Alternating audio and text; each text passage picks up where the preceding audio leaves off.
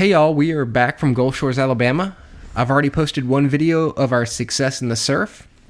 We caught bluefish, we caught Spanish mackerel, we caught one pompano, I think a speckled trout, and then we even caught a bull red in the surf on a pompano rig.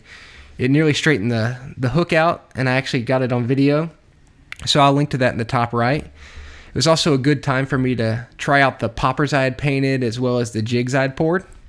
But the question I've received the most is how the gigging went. So on this trip, we were going to try gigging in the surf, something we've never done before, but we've seen, documented on YouTube. And I'll be honest, we did not have any success. We actually didn't see a flounder to gig.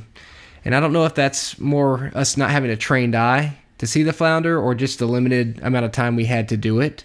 My understanding is the conditions have to be pretty perfect to be successful. And we actually only had one night due to Elsa blowing through roughly like 4 days before we arrived. The first night was pretty clear, but every other night we were dealing with a storm or rough water. We kept all of our activity in that first cut.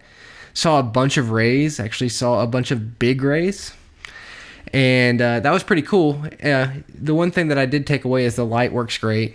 The gig seems to work well. I wouldn't change anything about the light. I love the fact I could turn things on independently.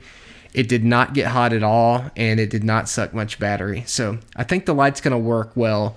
I think we just need to give it a few more tries. I'd love to hear from some of you folks who are successful at gigging in the surf, and I'd actually like to take this thing down to Galveston and maybe try it in Texas.